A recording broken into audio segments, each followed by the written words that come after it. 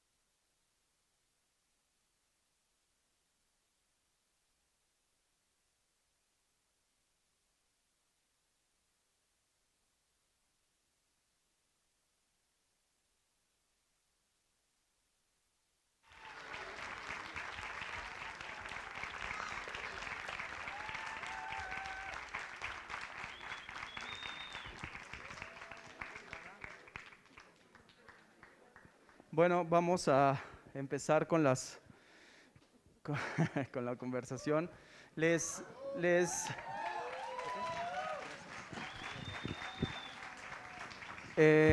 Bueno, les queremos pedir que ya en los espacios cerrados en la Ciudad de México todavía estamos usando los cubrebocas.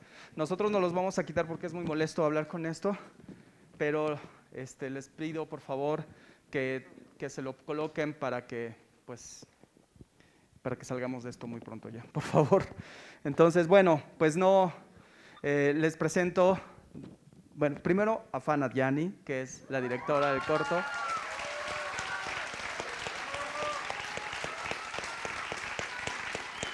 En ese orden, a Simón Mejía, que es la música original del corto. Y a Lucas Avendaño, gran performer, que junto con Lee Sumet, que no pudo venir, protagonizan este cortometraje. Pues me voy a sentar y vamos a hacer una dinámica para que todo sea muy convivial y todos aprendamos algo y convivamos y, ¿no?, compartamos algo. Yo quisiera pues empezar lanzando la primera pregunta y que vayamos levantando la mano por si quieren participar. Tendremos ahí unos micrófonos, estará Daniel y Eduardo con los micros para que vayan levantando la mano y así poder ir haciendo las preguntas, ¿vale? No se amontonen, entonces, bueno, Fana, pues agradecerte también a Jorge Perelló que está por ahí, a todo el equipo. Jorge, no quisiste estar de este lado, pero bueno, estás aquí. A Enrique y Yair, que también andan por ahí, que constructores de la obra que vieron allá afuera en el espacio underground. Pues gracias por su trabajo y bueno, pues empiezo y de ahí nos seguimos todos. Bueno, Fana, ¿cómo empieza todo esto? ¿Cómo empiezas a pensar en todo esto? Y empecemos por ahí, ¿cómo empieza? Dale. Pues el año pasado Lisa Humet me convoca a escuchar el disco Deja de Simón y de ella y a participar como curadora creativa de los videos. Ella sabe que mi trabajo está rondando el lenguaje cinematográfico y entonces me pone mi productor Jorge Perelló, nos lleva a un estudio y entonces escuchamos el disco y ahí me dice ella como, tú escoge un track, ¿no? Me encantaría que hicieras la dirección de un videoclip. Y este disco se me hace pues muy interesante y muy hermoso porque es un disco conceptual que te lleva en un carrusel de emociones y casi al final me encuentro con la canción Tierra. Por otra parte, por otra línea cronológica, yo descubro el trabajo de Lucas Avendaño y me enamoré de su trabajo y de su capacidad interpretativa. Entonces yo ya había escrito varias cosas que quería en algún momento acercarme y contárselas a Lucas. Entonces esa es como una línea alterna, porque acá mis amigos no podrán mentir, me encanta hacer historias donde está muy influenciada de Iñárritu y entonces acá Juanfran y Leonor que siempre les cuento mis cosas así. Entonces, nada, escucho el disco, me topo con Tierra. Yo sabía este compromiso activista ecológico que tiene Simón Lee con el medio ambiente y me movió y resoné con la lírica de esta canción. Y ahí fue cuando le digo yo quisiera dirigir esta y me conmovió mucho y ahí empecé a pensar, después de un tiempo de reflexión, me encantaría hablar sobre una historia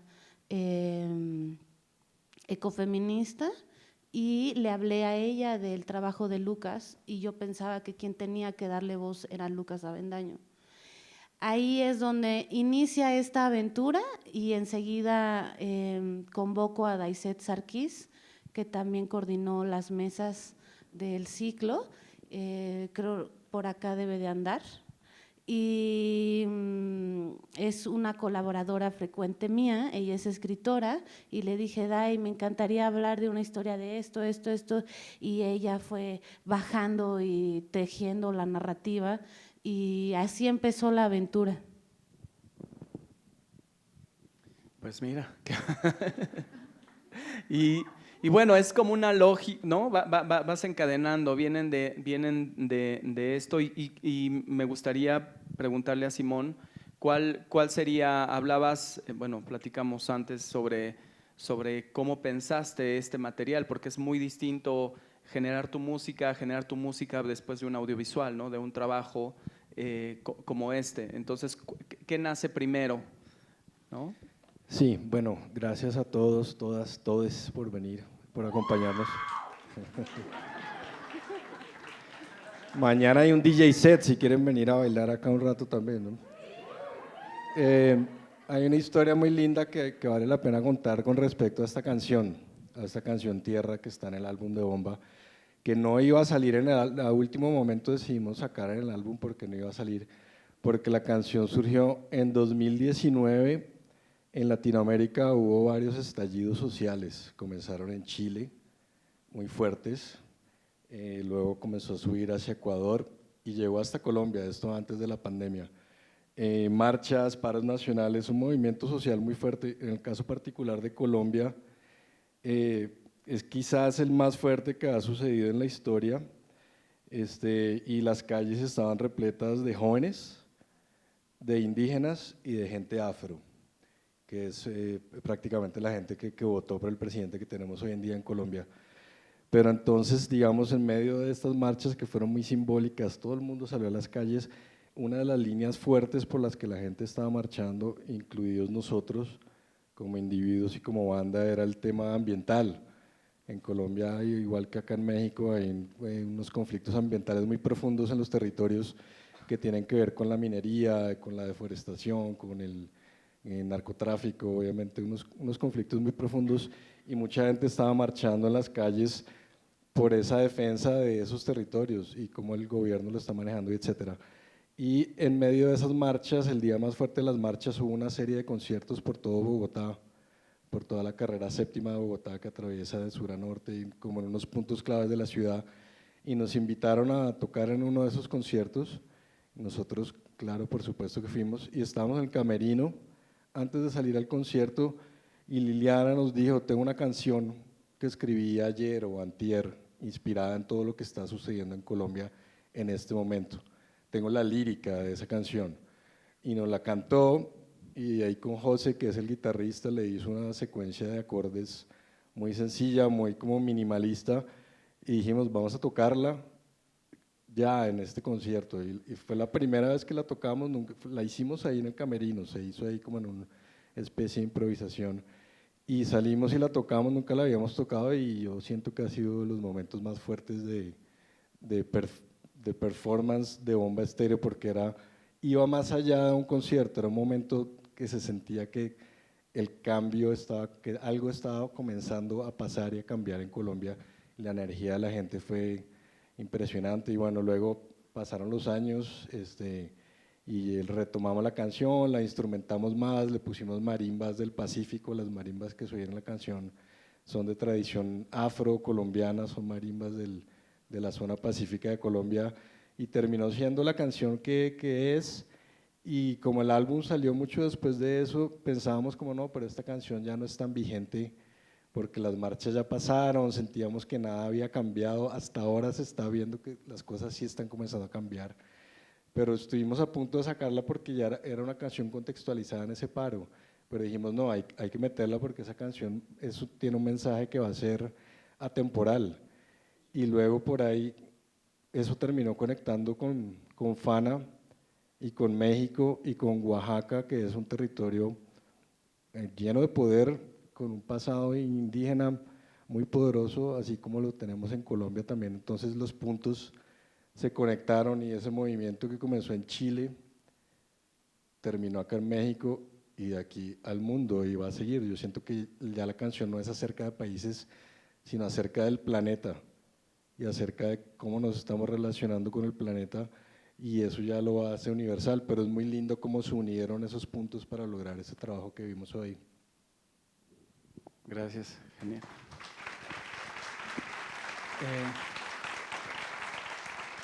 Y bueno, acá también está el expertise del maestro Lucas Avendaño, que en su larga trayectoria como performer, pues no sé si habías tenido un reto de este tipo, Lucas. Cuéntanos, ¿qué representó para ti participar en el cortometraje? Porque es completamente un universo pues distante del trabajo que has realizado en los últimos años. Entonces, por favor, ¿nos puedes compartir tu experiencia?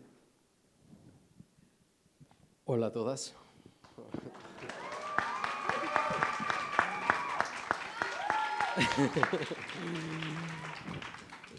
Me gusta citar a mi abuela cuando me decía, hijo, es mejor no saber que saber.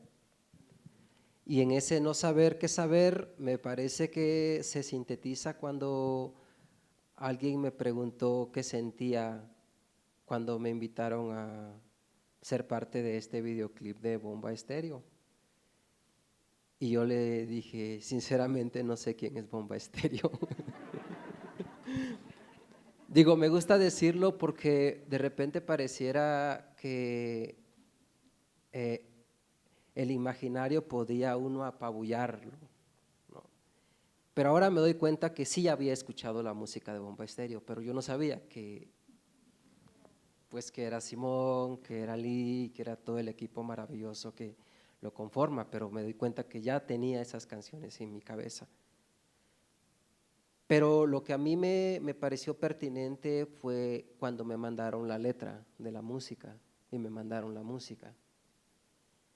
Y en esa frase que dice, ay sí, que me digan ahora qué tengo que decir, me hizo pensar cuando en el 2006, en el contexto de Oaxaca, yo bailaba en la Compañía Estatal de Danza Contemporánea del Estado de Oaxaca.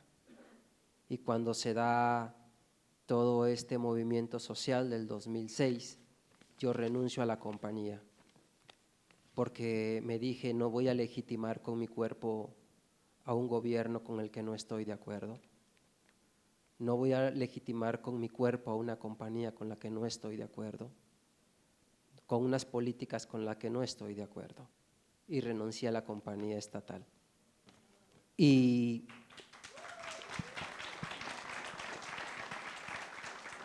entonces cuando escucho la música y la letra, pienso que era pertinente o muy pertinente, necesariamente urgente, sumarme a ese manifiesto, sumarme a esa declaratoria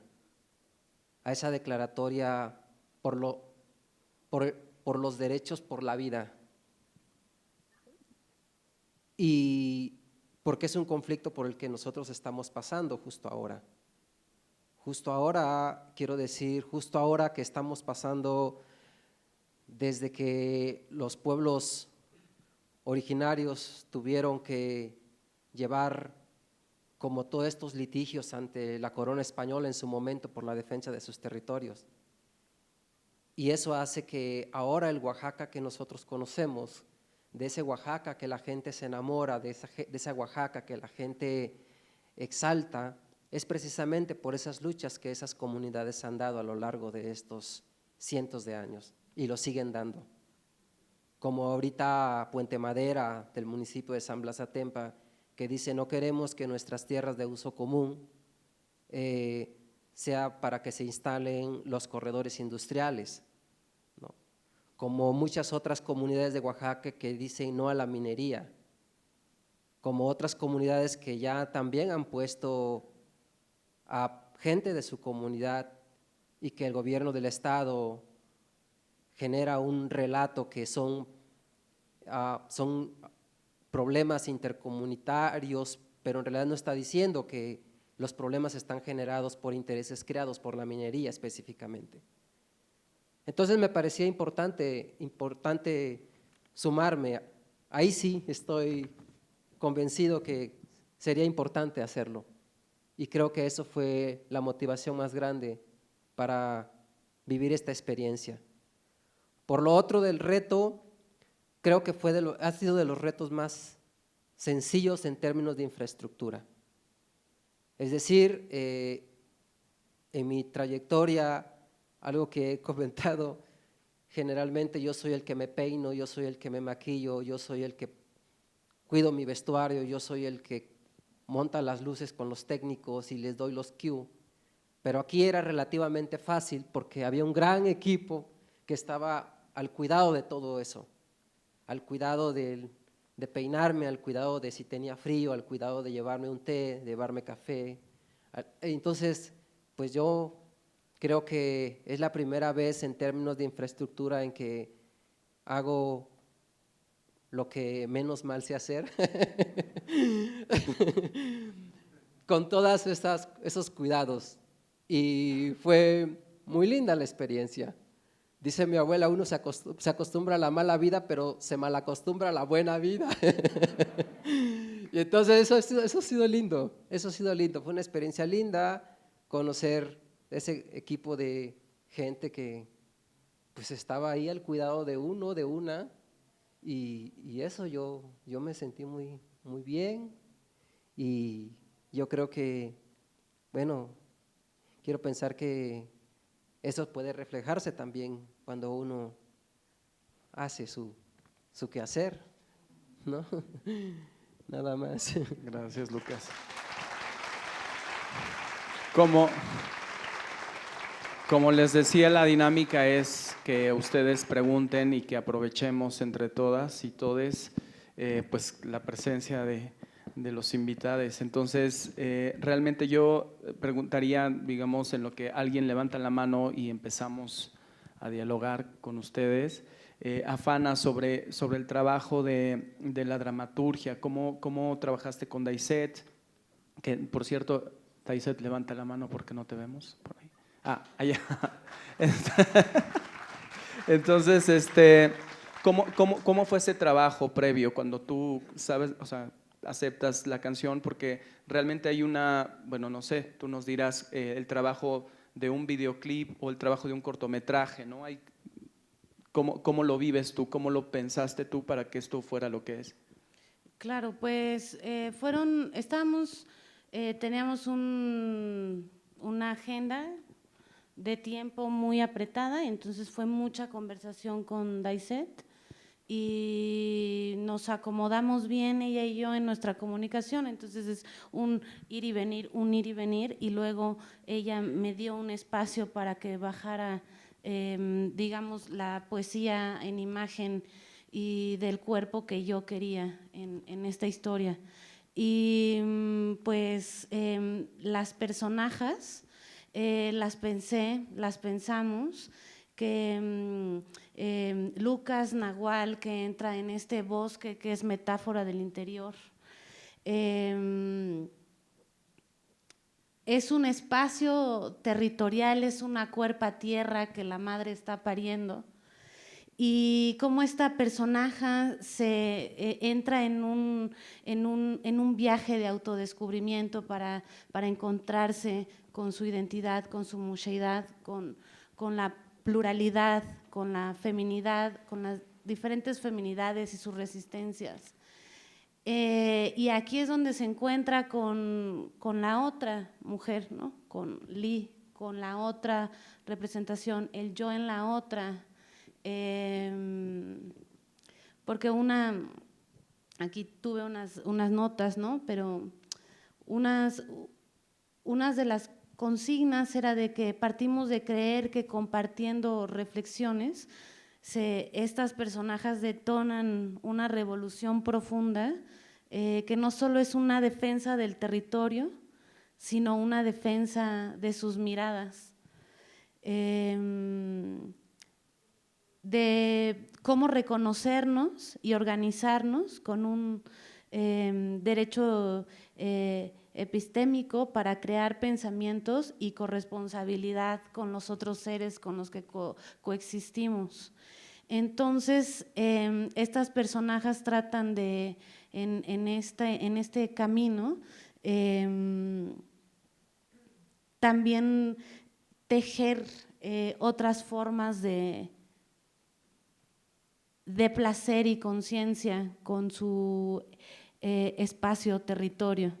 Entonces, por ahí va la historia y el cómo tejer esta dramaturgia, en específico del cortometraje, porque el videoclip, que se volvió ya dos caminos diferentes, creo que apela mucho a la lírica de la canción, inclusive como la composición de edición y de narrativa y poesía de imágenes, para mí una lectura diferente a lo que podemos ver en el cortometraje, porque aquí se profundiza un poco más estos temas.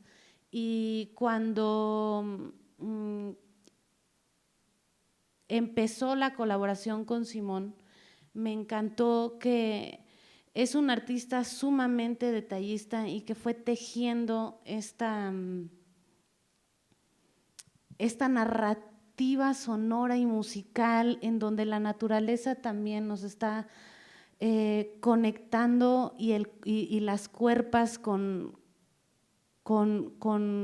con este mensaje de defensa. Y me encantó poder colaborar con Simón y ver que es sumamente exuberante su creatividad y que fue plasmando musicalmente cada sensación que quería de las personajes. Y me recuerda a que también lo anoté y que quería compartir.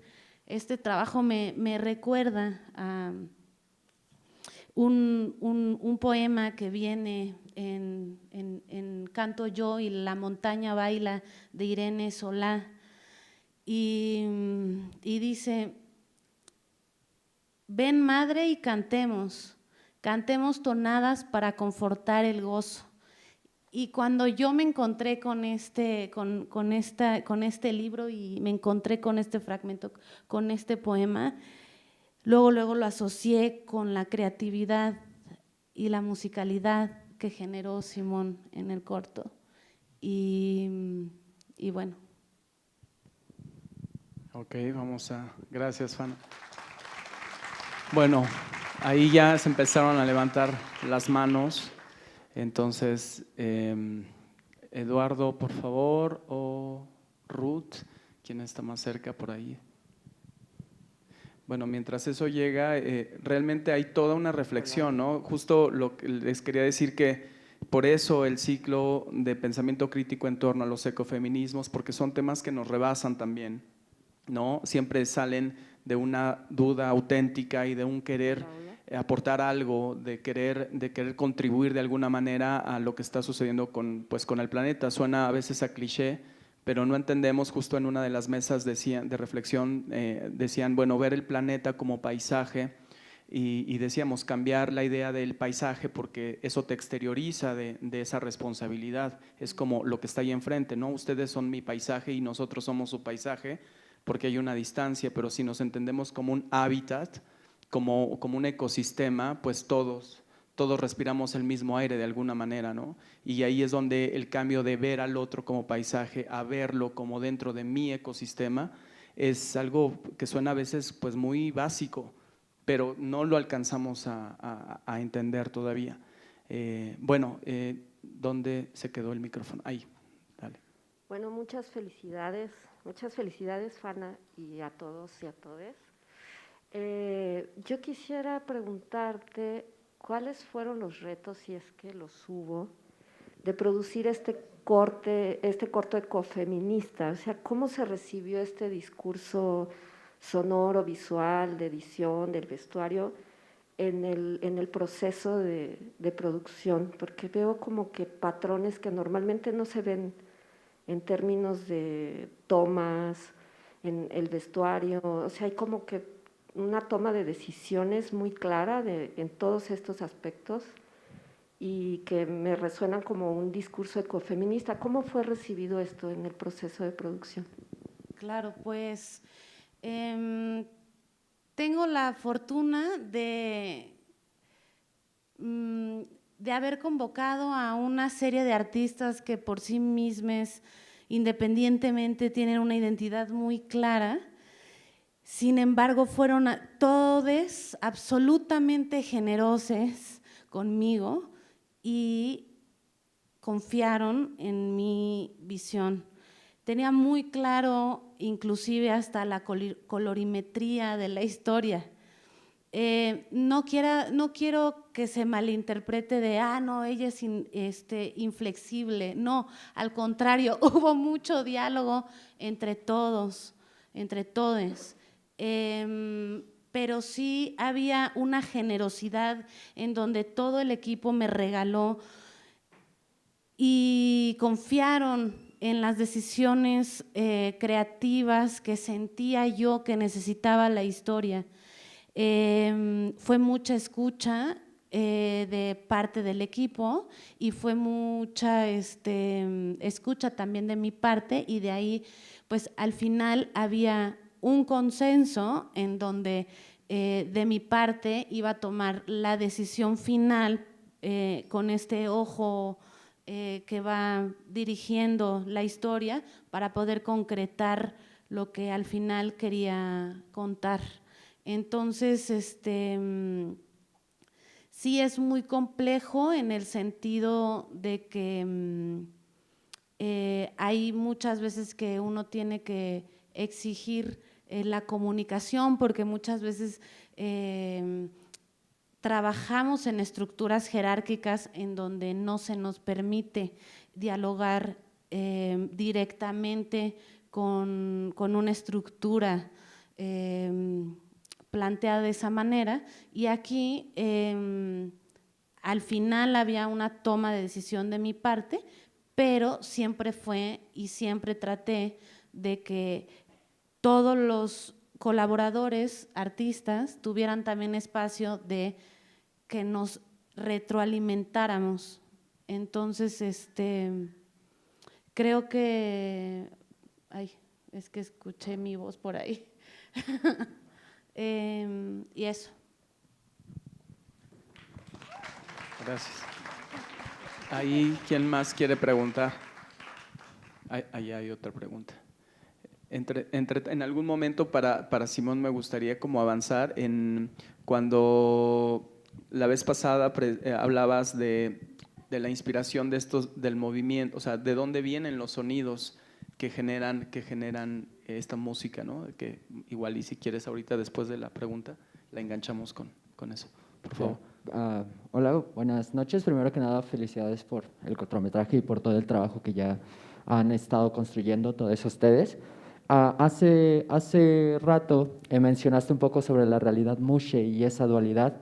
Entonces, justamente mi pregunta es, para perder la línea colonialista, blanca y heteronormada, que es la cultura mushe que se ha estado construyendo a partir de esta carnavalización de la cultura mushe y de la identidad mushe, ¿cuál fue el principal reto que enfrentaron para perder esa narrativa colonialista, blanca, heteronormada y dar en el cortometraje, en esa narrativa, una realidad no blanca, una realidad no binaria, una realidad que quebrante a todos los esquemas que se están dando? Porque eso es bastante poderoso, no solo la parte del mensaje de conectar, sino la visualización.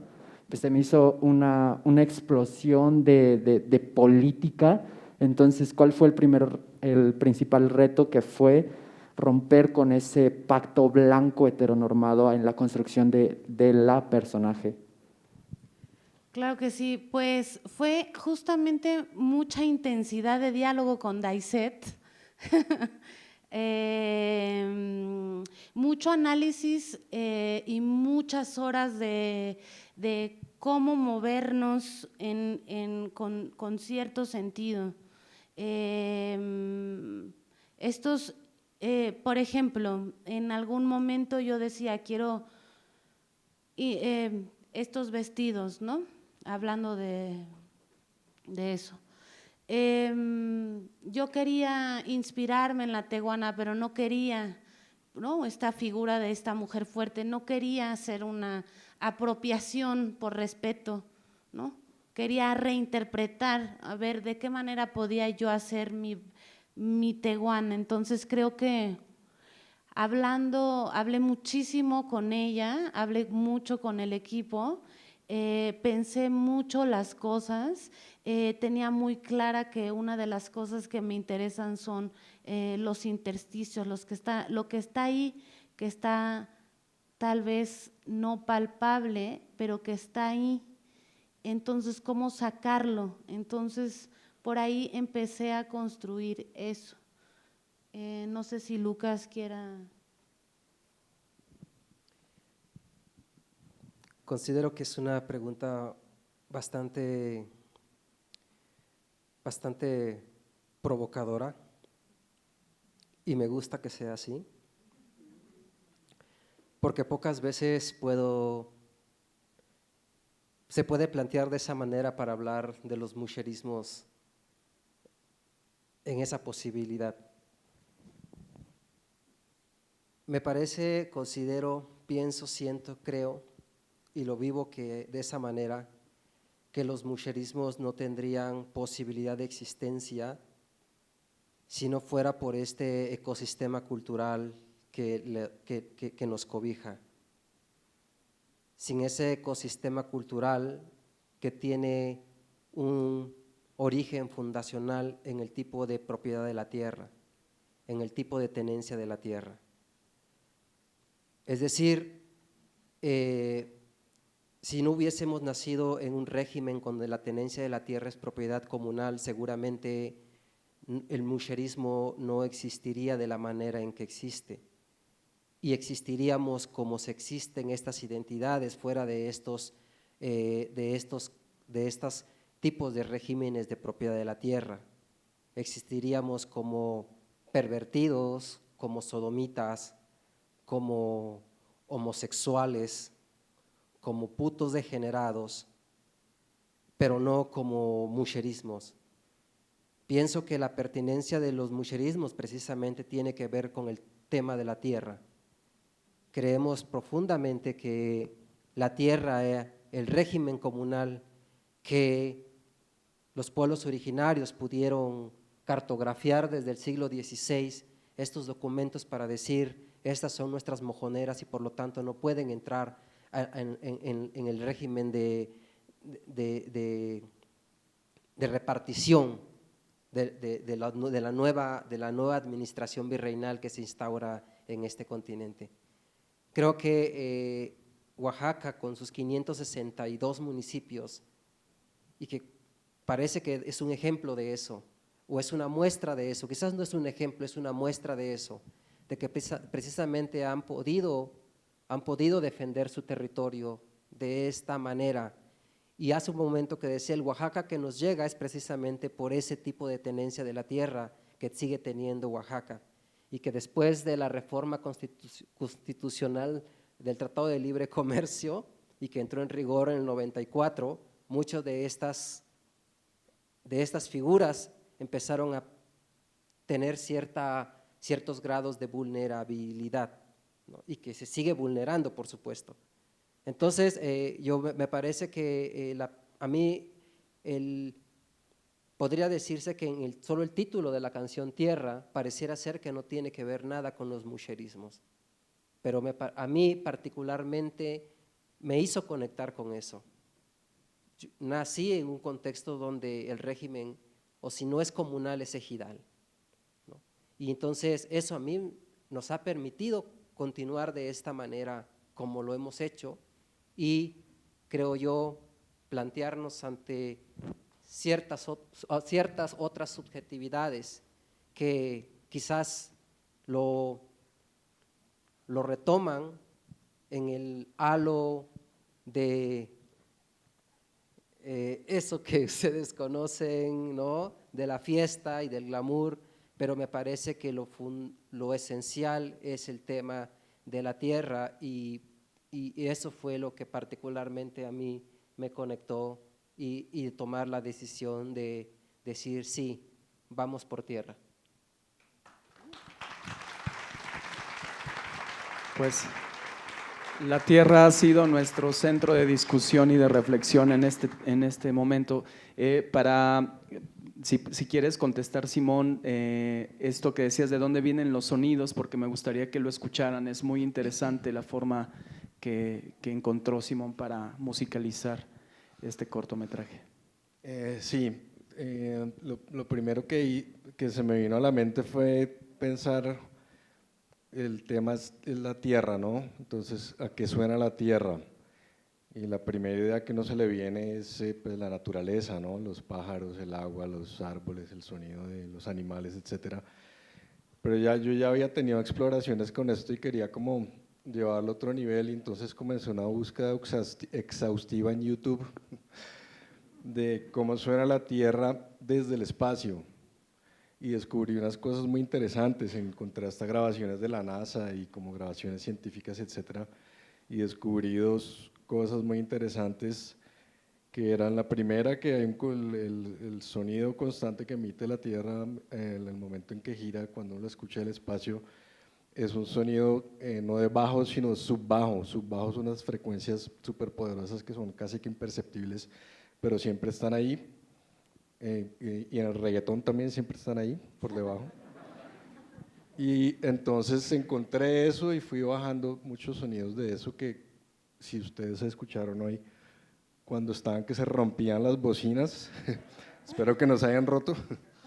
Habrá que preguntarle a Juan Manuel allá en la cabina. Era esa frecuencia de subbajo que es como constante.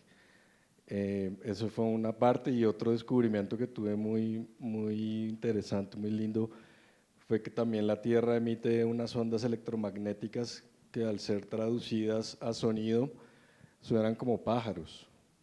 Y eso me pareció muy interesante, y está también dentro como de la ambientación del corto.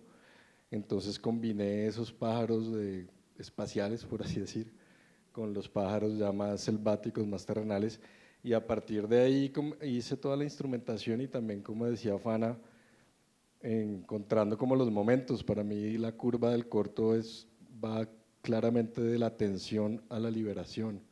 Entonces busqué eso con la música, traté como de exaltar cada uno de esos momentos, pero el punto de partida fue dejarme inspirar por qué tenía la Tierra para decirme, ¿no?, en términos de sonido, y de ahí construí.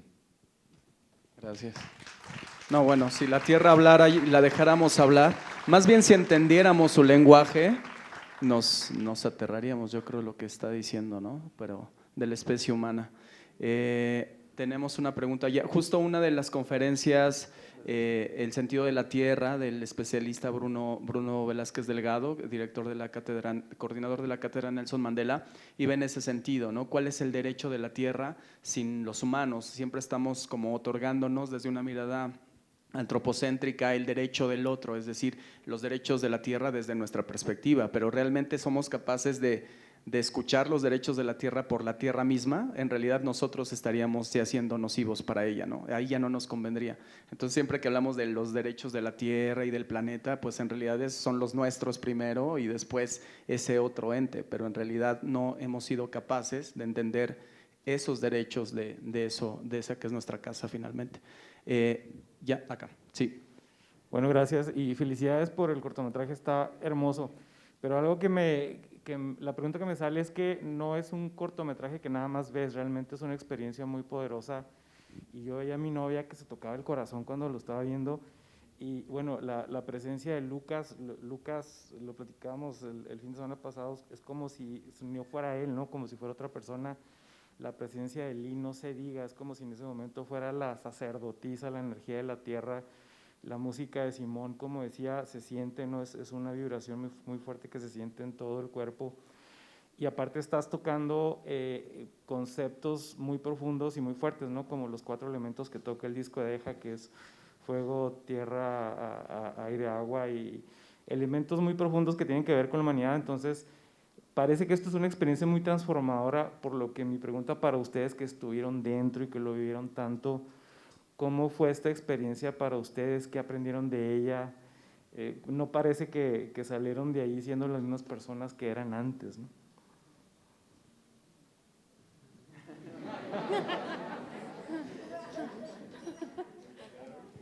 ¿Para cualquiera es la para, pregunta? Para los tres, sí, para los tres. Bueno, voy a nada más ceder a mis compañeros esa pregunta y respuesta, y quiero nada más enfatizar que para mí era bien importante, que creo que Simón y George, que hizo el Foley, y con Carlos Cortés Navarrete, que tenemos el honor de que mezcle el cortometraje. Una de las cosas que teníamos bien conscientes los 4 es que yo quería generar que quien estuviera teniendo esta mirada, como bien lo decían ayer en las cátedras, no fuera nada más de observador de un paisaje, sino que el cuerpo de quien lo mira también lo sienta. Entonces esta mezcla nos permite trasladar también esta música y lo sonoro a nuestro cuerpo. Era una de las cosas que quería yo sentir como ya no como directora, sino como espectadora. hacer esta conexión directa con el material, y la mejor manera de hacerlo era con la música y el sonido y bueno, esta mezcla, este sashimi, como dice el maestro Charlie, tan para mí delicioso, logra esa conexión con el cuerpo del aparente observador. Bueno, quiero pensar. Y ahora sí, compañeros.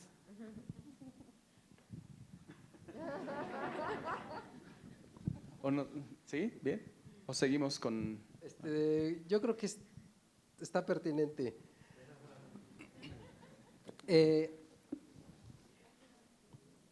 A mí me hace tener más confianza, en decir que esa reforma al artículo 27 constitucional en efecto vulnera el régimen de propiedad en función de intereses creados. Es decir, algunos de ustedes recordarán que cuando el 27 constitucional apela a la no enajenación de los bienes de ese régimen comunal y ejidal, pero después de la reforma entonces los sistemas asamblearios podían poner a disposición el territorio. Creo que el gesto más fuerte para mí fue cuando la administración pasada hizo esta cartografía que le llamó zonas económicas especiales, ¿no? Y entonces se vendió al gran capital el subsuelo del país. Entonces a mí me hace tener, cuando yo digo esto, me da confianza en decir que esta tierra de estos bárbaros, estas tierras que defienden a ultranza y a filo del machete, como lo hicieron los de Atenco en su momento y como lo siguen haciendo todavía, esta tierra, como muchas comunidades que defienden el agua, no es un gesto de una mentalidad recalcitrantemente retrógrada, porque nos hacen o nos quieren hacer parecer así. No es una defensa abruptamente antimodernista y antidesarrollista realmente se está defendiendo la vida, realmente se está defendiendo los recursos bióticos de las generaciones futuras que ni a usted nos va a tocar ver ni a mí, pero que por esa defensa nos ha tocado vivir en las condiciones que nos ha tocado en la actualidad, y de repente parece que eso se desdibuja, o es lo que yo veo desde el lugar de donde vengo.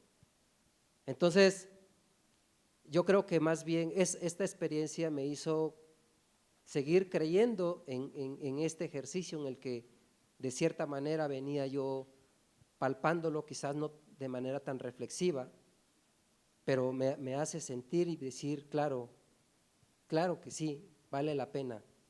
Vale la pena. Yo San José del Pacífico, a pesar de que está en Oaxaca, no lo conocía. Oaxaca es el cuarto estado más grande, ¿no?, de los que tiene la República Mexicana, y no conozco todo el estado de Oaxaca. Pero conocer, sentir, estar, escuchar, dije, claro, no son caprichos de estas comunidades o de estas localidades o de estas identidades que defienden el territorio, que defienden el agua, que defienden los recursos bióticos, ¿no? Y dije, claro, vale la pena. Gracias.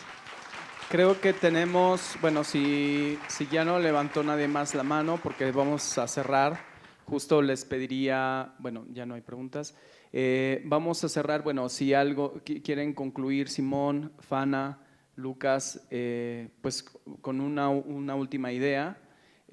Justo a lo largo de estos días la verdad hemos compartido con un montón de especialistas sobre diferentes temas y nos damos cuenta que pues es abundante, es un tema, los ecofeminismos, los ecoactivismos, la relación del activismo, de la ecología y del arte, pues son realmente temas que se están desarrollando, no hay certezas, hay mucha incertidumbre. Creo que tenemos que, como generación pospandémica o interpandémica, porque yo estoy seguro que esto es el comienzo de otra era realmente, que va a ser interpandemias, ¿no? Bueno, siempre lo ha sido, pero para nuestra generación o para nuestra época, pues esto empieza apenas. Entonces, creo que la pandemia, si algo nos ha enseñado, es que la riqueza material pues no sirve de nada si no están los recursos, ¿no? Ahí está, creo que vino a enseñarnos dos cosas muy grandes, ¿no? ¿Quién distribuye el poder de los bienes naturales y cómo nosotros ya no somos dueños de nuestro propio cuerpo? Porque eso son las vacunas también, ¿no? Entonces, hasta dónde la política del cuerpo y de la tierra se juntan. Esto que decía Lucas me parece que es muy, muy interesante seguir reflexionando, porque cómo esta identidad se genera a partir de lo comunal de la tierra dentro de una identidad como personas, como habitantes. Y ahí es donde creo que también hay una reflexión interesante de cómo las políticas en las que estamos viviendo, el mundo de la política, las guerras y todo lo demás, cómo están peleando por la distribución de la verdadera riqueza, que es eso, ¿no? Decía una de las ponentes ayer, cuando le preguntan dónde están los puntos cardinales, pues norte, sur, este, oeste, y ella, y en una comunidad indígena, decía, bueno, y el arriba y el abajo, ¿no? Que es el ciclo que nos alimenta. Entonces, realmente si no entendemos esa totalidad, pues no vamos a entendernos como parte del problema. Y pues es ahí donde generamos hábitat. Tú, por favor. Yo quiero agregar que también esta concepción de que el cuerpo es el primer campo de lucha y de defensa, hay que estar más conscientes de ello, porque no somos observadores. Nuestro cuerpo está detonando también este ciclo de vida. Sí, lo decían, de colonizar el pensamiento, pero de colonizar el estómago, de ver qué comemos, ¿no? Lo decía Greta Villaseñor hace un rato, qué estamos comiendo, qué nos están dando de comer y dónde está nuestro derecho a eso, ¿no? A cómo nos alimentamos, cómo permitimos que ese hábitat también entre en nuestros propios cuerpos y cómo nos conforma. Pues muchas gracias a todos. Pues para nosotros es un aplauso para los invitados, está increíble. Y bueno, pues ya saben, todas las personas que están en el corto, allá también está Max, que estoy viendo, que muchas gracias. Bueno, Daiset. Sí, gracias a Max y a Cindy, que también fue parte, y a Milo, y estaba Luz, y hay mucha gente del team del cortometraje aquí. Juan Manuel Torreblanca, que fue mi asesor. Y no sé a quién más veo del team. Abraham. Allá, bueno, ya todos saben quiénes son, entonces un aplauso para ustedes mismos. Pues estamos acá también. Mañana cerramos el ciclo Tierra con el DJ set creado exclusivamente para el día de mañana por Simón Mejía. Entonces, les esperamos a las 7 de la noche aquí mismo. Entonces, corran la voz. Muchas gracias. Buenas noches. Gracias a todos.